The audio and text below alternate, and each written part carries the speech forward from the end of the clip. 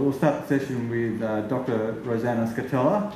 I won't read the full bio, it is in the program, but Rosanna is the Senior Research Fellow at the University of Melbourne and has a great part in some longitudinal studies that are being undertaken at the minute, and no doubt you'll hear about them in her presentation. So I will kick off the session by welcoming Rosanna.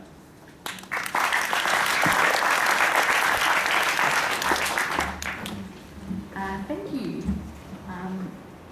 Okay, let me just see if I can figure out if this is all working. That's great. So thanks for inviting me to speak about Journeys Home today. Now, I'm not sure if I should admit this, but I'm a little bit tired this morning because I went to the Black Sabbath gig. And even if you're not into the music, most people know Ozzy Osbourne, and he has led quite a long, colourful and entertaining life, and it's amazing that he is able to stand, let alone sing. But he did have up on stage with him a bucket of iced water. So occasionally he would dunk his head into the bucket to keep himself alert through the performance. So if you kind of see me ducking behind the lectern today, I'm kind of taking on his lead in doing that to keep myself alert through this presentation. But now that I've confessed to my weird kind of music taste, I'll turn to Journeys Home and talking a bit about the study itself, just to give you an overview of what we've been doing, and give you a bit of a taster of some of the findings that we've been getting out of the study. So Journeys Home is a national longitudinal survey of people not only homeless but facing housing difficulties or vulnerable to homelessness more broadly. Now, a national study like Journeys Home isn't possible with just a couple of people working on it, so there are just a few, I guess, people and organisations I'd like to acknowledge before I get into the meat of the presentation.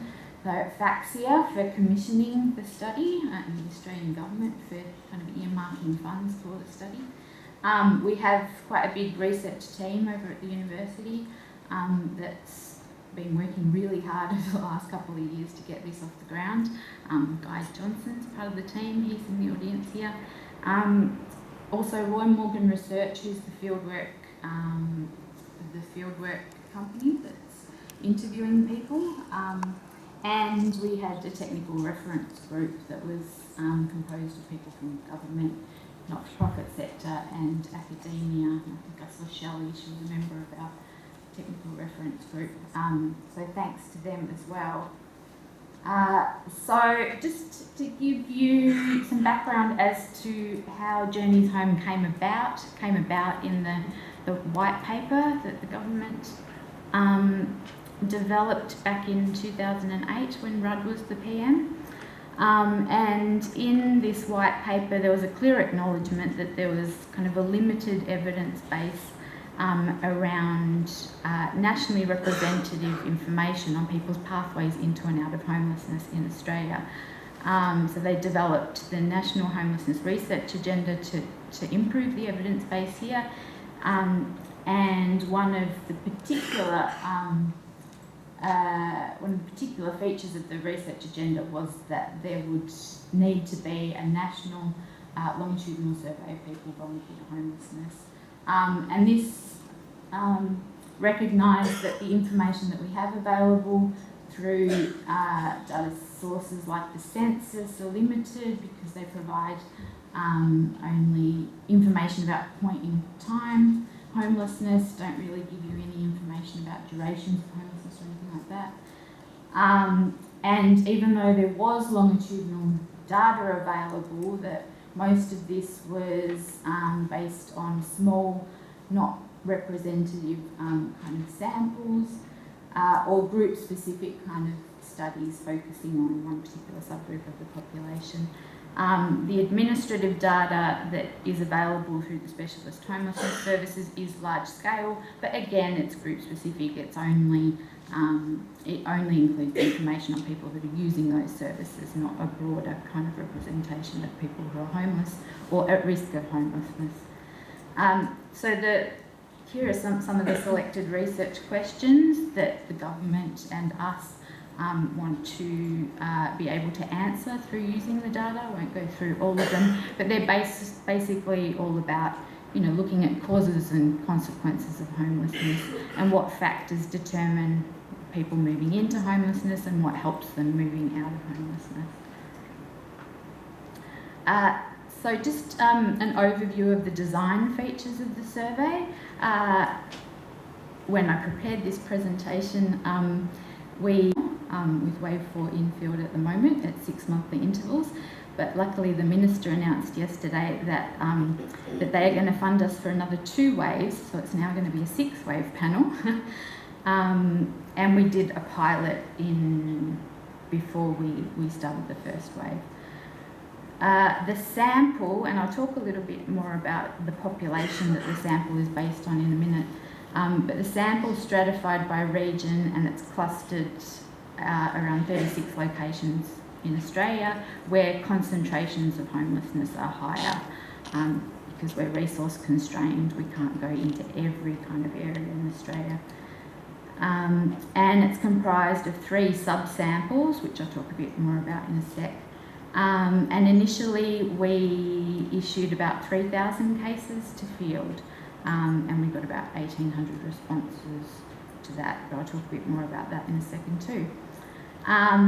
The design is that once people agree to participate in wave 1, we then go back to them at every wave, regardless of whether they respond like at waves 2 or 3. We'll keep going back to them and seeing if we can find them again. We use face-to-face interviews wherever possible through computer-assisted programming.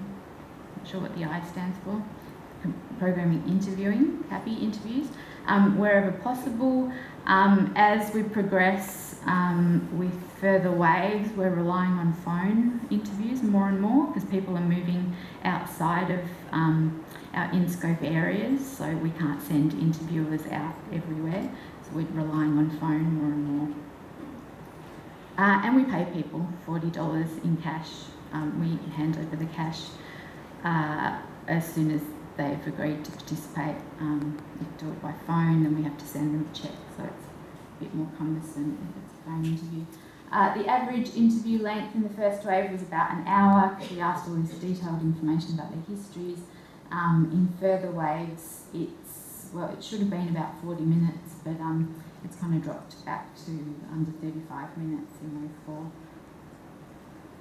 The content of the survey, we include a range of questions about all sorts of interesting things, some not so interesting things, kind of standard information about employment and that type of thing, about their housing, housing arrangements. We asked some pretty confronting kind of questions about exposure to violence and family histories, exposure to abuse and violence in childhood. So we need to make sure our interviewers kind of can properly deal with cases where people get upset through the interview. We also ask in the information about people's incomes, we ask for people to consent to link to their Centrelink records. And luckily the vast majority of people have consented to that, so that gives us extra information that we can bring into the survey.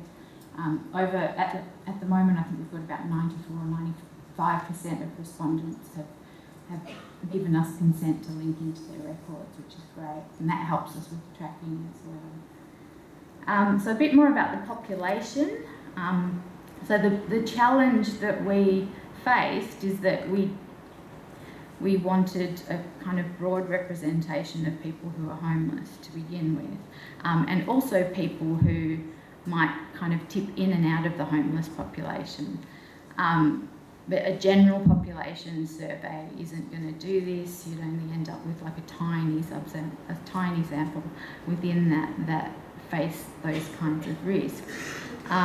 Even if you start with the Centrelink income support population, if it's just a random sample of that, you're still going to get we start with that population. Now we envisaged that Centrelink wouldn't be perfectly flagging people So we identified a third group that we label as vulnerable to homelessness, that haven't been flagged as homeless by Centrelink, but have similar characteristics that those that have been flagged, and they comprise our third group.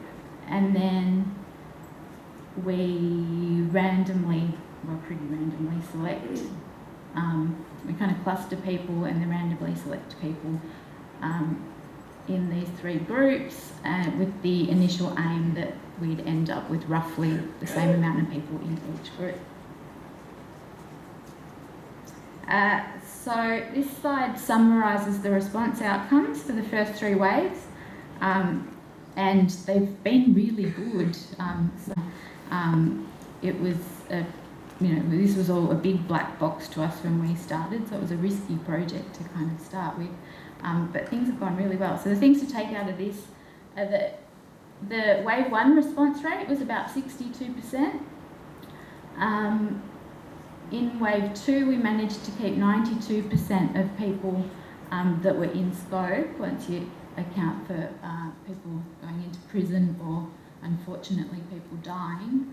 And in wave 3, our response rate held up to about 90% there. We're just about to wrap up wave 4, and the response rate there is probably going to almost meet the wave 3 response rate.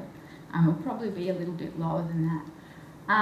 Non-response, though, isn't random, as is usually the case. But luckily for us, we have the Centrelink data to look at. So we have some information about people who haven't responded to allow us to compose weights to adjust for non-response. So that's a great thing about being able to draw from the administrative data. So just to summarise what the survey outcomes are telling us about people's homelessness experience by the three Centrelink sample groups. So you can see that the experience, it kind of varies a little bit. More people in the homeless sample group were homeless at the first wave, in the 6 months before the first wave, and in their lifetime than the other two, but the differences aren't that big. We still have lots of people in the vulnerable group who experienced homelessness. So lucky we kept a vulnerable group, and then primary homelessness experiences, you kind of see similar patterns. So some weird code. It summarises people's housing transitions, or homeless to house transitions, between the three waves, if you look at their housing status at each point in time. So the H refers to homelessness and the NH not homeless. So you see that about 9%, 8.6% of people were homeless in each three waves. You get lots of people moving in and out of homelessness.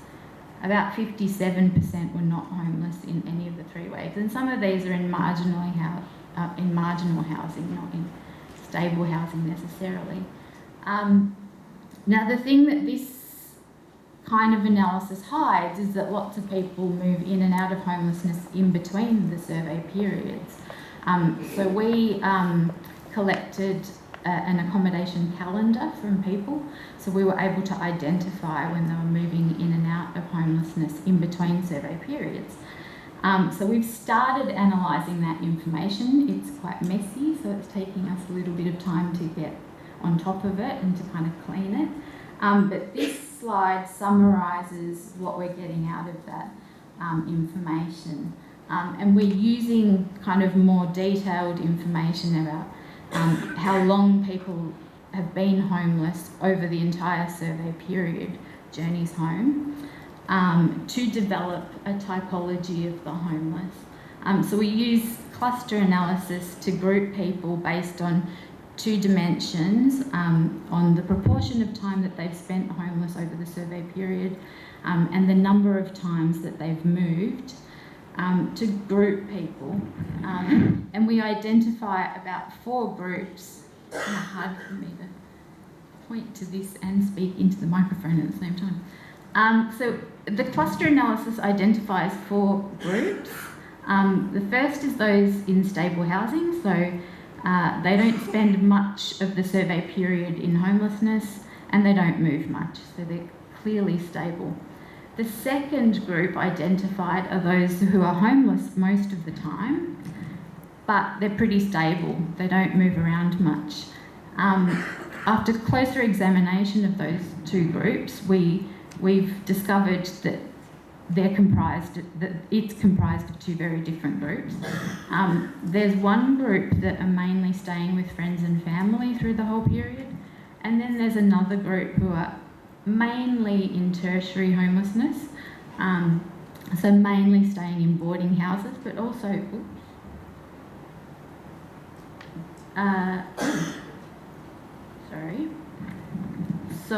but also people who are primary homeless, so it's sleeping rough for long periods of time and not moving around much.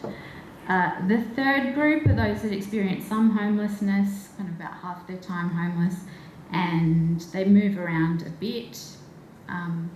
And then the fourth group are those who are really unstable and spending a lot of time homeless, and they're moving around a lot. We identify this 5th group who has missing information about their time homeless or their number of moves. After closer examination of their characteristics, they actually look a lot like group 4. So these people are the people we think that move around a lot, but they don't remember where they move, when they move, and that kind of thing. So we don't have information on their duration. And we've been looking at the characteristics of these groups, and they're all very different, obviously. I can't talk about all of them here.